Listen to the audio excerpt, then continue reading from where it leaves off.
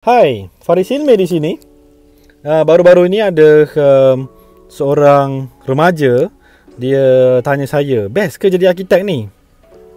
Tapi sebelum cakap pasal best tu, saya nak cerita sikit. Ada 5 perkara yang tak best jadi student arkitek. Apa dia ya? Mari kita rungkaikan sama-sama. Okey, so yang pertama, tak cukup tidur.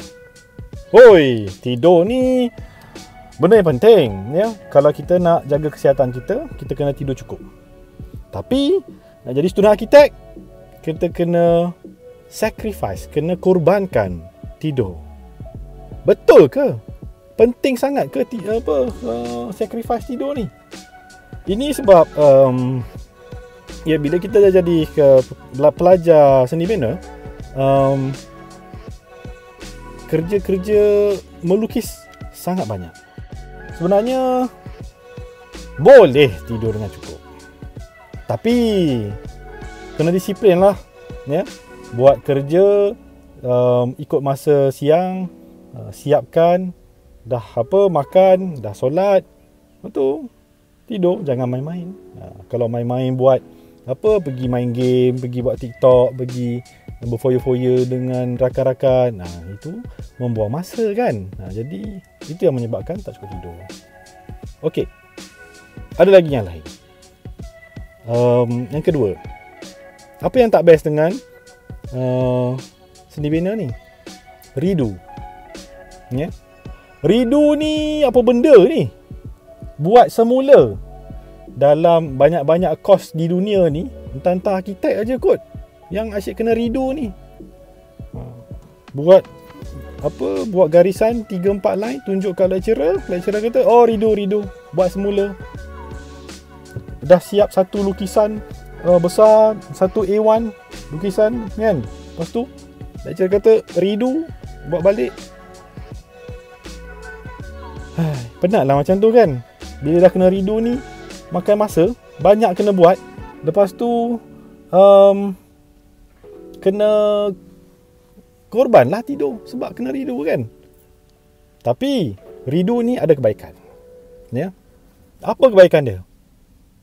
Sebenarnya ridu ni adalah untuk asah kita punya bakat, kita punya skill melukis, ataupun apa saja skill yang dalam architecture mostly adalah melukis ataupun buat model. Bila kita asah, maksudnya kita akan usaha untuk buat dengan lebih cepat, pada masa yang sama, lebih berkualiti. Maksudnya kita menjadi leveling up kita punya skill. Itu benda yang bagus. Okey, so perkara yang kurang best tentang kos seni bina ni, yang ketiga pula adalah group work. Oi, group work ni leceh. Nak jemput masing-masing punya rakan kan. Itulah, inilah alasan semua tak nak buat lah. Lagi-lagi bila ada free rider yang memang menompang aja dekat kita punya assignment kan, tak buat apa-apa. Jadi sebenarnya ini adalah latihan yang penting ya sebagai pelajar seni bina. Sebab sebagai pelajar seni bina, kita kena tahu di luar sana, selepas kamu kerja ya, kerja-kerja yang kita buat selama ni, yang kamu lihat, setiap bangunan-bangunan di luar sana, semuanya adalah hasil kerja teamwork, group work ya. Tak boleh buat kerja seorang, tak boleh. Even nak bina pun, kita perlukan ramai pekerja buruh untuk bina. Bukan seorang-seorang, tak boleh. Kerja-kerja ni semua kena buat beramai-ramai. Jadi, yes, tak semua orang suka group work. Sebab, yelah, kita buat cantik, lepas tu kawan tumpang je kan. Tapi, kita jangan jadi selfish pada benda itu.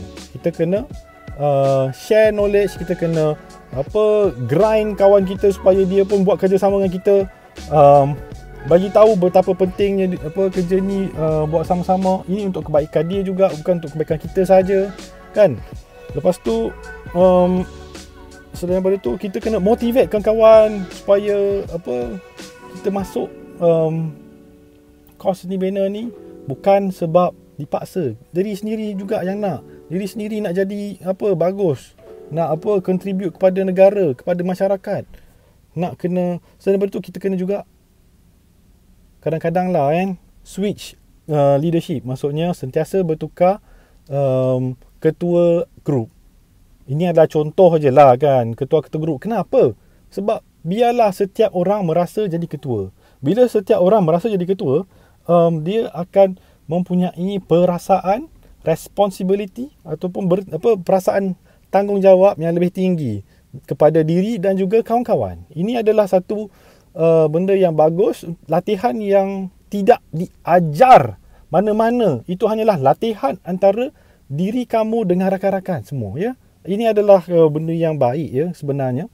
Tapi inilah daripada aspek daripada orang lain nampak, memanglah nampak macam tak best. Tapi itulah dia realitinya. Kita kena buat kerja sama-sama. Perkara yang tak best tentang kursus seni bina ni, yang keempat, banyak sangat kos pembelanjaan. Kena bayar, kena beli. Inilah masa first year kena banyak beli apa, kertas mahjong, kertas apa, paper, cartridge paper kan, art block kan, kena beli banyak, kena lukis, kena redo. Lepas tu kena beli technical pen, technical pencil, pembaris. Lepas tu kena beli apa, alat-alat lukisan yang pelik-pelik tu. Lepas tu kena beli pencil color, kena beli marker, kena beli watercolor, kena beli kamera lah. Apa, nak buat model kena beli board, kena beli gum, glue gun. Ya Rabbi, banyaknya kena beli apa benda ni semua. Lepas tu dah masuk senior year, dah kena beli komputer pula. Komputer pula tak boleh yang second hand, kena beli yang power, yang ada RAM yang bagus, graphic card yang bagus. Lepas tu main game tapi tak buat kerja. Orang suruh apa, beli komputer ni, belajar buat 3D rendering apa semua, tapi main game dulu sampai dah rosak baru mengadu. Oh, dah rosak dah sebenarnya, komputer ni kena beli yang lebih kuat kan. Lepas tu kerja tak siap juga kan, tidur pun tak habis sebab asyik main game. Tapi sebenarnya ya, kalau kita tolak tepi apa benda, beli tu semua kan, ada cara untuk kita jadi lebih baik. Beli sekali tapi jimat sampai apa, graduate. Maksudnya, contohnya kita asah bakat kita yang kita ada ni, melukis. Lukis betul-betul sampai kita jadi terror. Lepas tu contohnya berminat dengan marker rendering. Okey, beli marker rendering masa first year, pakai benda tu sampai graduate. Tak salah. Okey je. Orang lain nak pakai komputer, boleh. Kita pun boleh pakai komputer. Lepas tu kita render pakai marker pen. Still hasil the best. Cantik juga. Lepas tu model banyak kena beli. Board lah, apalah, glue gun lah, beli sponge lah, nak buat pokok. Saya pelik juga tengok student-student sekarang ni, semua benda kena beli. Padahal kalau pergi ke universiti punya tong sampah tu, banyak aja barang-barang yang dilupuskan, barang-barang yang dah rosak daripada universiti kan, tak pakai. Kerusi rosak, meja rosak, apa benda, banyak lah, komputer rosak lah, itu ini semua. Semua barang recycle tu sebenarnya boleh je dijadikan bahan model anda. Yang penting kreativiti. Kena tahu cara nak buat. Macam mana nak hasilkan model yang cantik daripada bahan-bahan yang dibuang tu. Dari situ kan, yang perlu hanyalah kreativiti yang sebenarnya tak keluar duit pun. Lepas tu glue gun, some cat ke, colours untuk hasilkan benda yang best. Sebenarnya semua boleh. Sampai masa saya muda-muda dulu, saya pun buat benda sama juga. Tak adalah saya ni kaya sangat. Saya pergi tong sampah, pergi tengok, dapatlah jumpa apa polisterin daripada komputer, polisterin daripada peti sejuk ke. Pergi jalan-jalan sikit, nampak kayu, boleh lah potong-potong ranting-ranting pokok semua jadi pokok punya model kan. Tak payahlah nak beria sangat, kena beli cardboard, potong satu-satu, beli lidi sate, untuk buat pokok. Masya Allah, benda macam tu pun nak kena beli ke? Boleh je buat sendiri. Banyak aja cara nak murahkan harga kos perbelanjaan dalam belajar seni bina ni. Tapi tak tahulah apa benda yang dalam kepala otak budak-budak sekarang ni. Memang semua benda nak kena beli. Hey, lepas tu tak cukup duit pula nak tukar phone. Itulah benda yang tak faham. Terpaksa potong sebab panjang sangat pula aku bebel. Okey, perkara yang kelima yang tak best pasal seni bina ni ya. Orang kata susah cari job. Betul ke? Susah cari job? Sebenarnya selepas kita graduate daripada kursus seni bina, saya tidak suka mewajibkanlah sesiapa sahaja yang graduate daripada kursus seni bina mesti jadi arkitek. No, tak perlu. Kau nak jadi benda lain, jadilah. Nak jadi artis ke, nak jadi pemain bola sepak ke, nak jadi kontraktor ke, jadilah. Tak ada siapa nak halang. Tapi yang penting ilmu yang kita belajar daripada kursus seni bina ni sebenarnya adalah survival mode. Maksudnya kita jadi seorang yang resourceful ya. Jadi seorang yang boleh lakukan apa sahaja. Tak ada limit. Kalau kita nak cakap lah, tak ada limit. Boleh apa saja. Kalau orang tanya kamu, boleh tak design? Design. Cakap je lah nak design apa. Daripada kasut, nak design cincin, nak design cermin mata, topi, baju. Nak buat apa? Nak buat kerusi, nak buat katil ke, design lah apa-apa. Bilik ke, almari ke, design rumah, design bangunan besar-besar, semua boleh. Graduan arkitek boleh design. Nak design grafik, apa-apa saja boleh.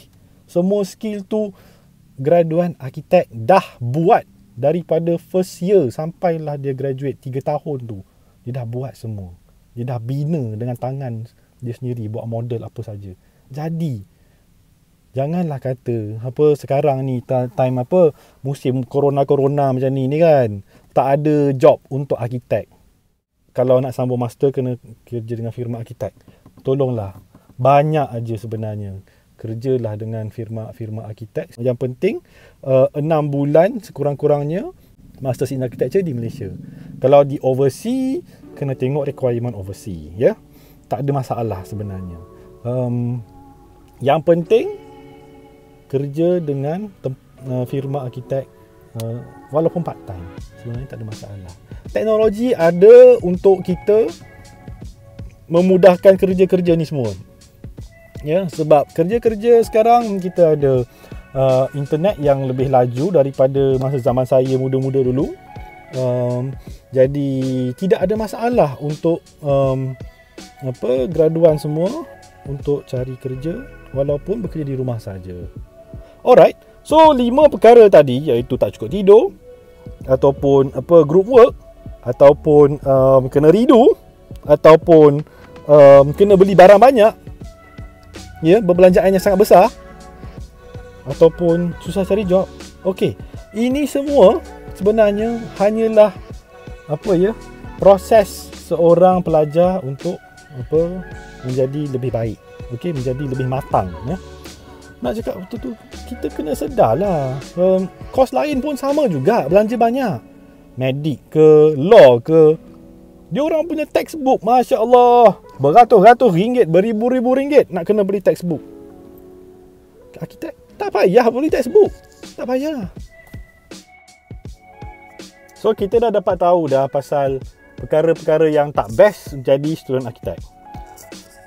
Subscribe dan kita sambung lagi sembang-sembang kita akan datang berkenaan dengan cara-cara nak jadi student arkitek yang berjaya.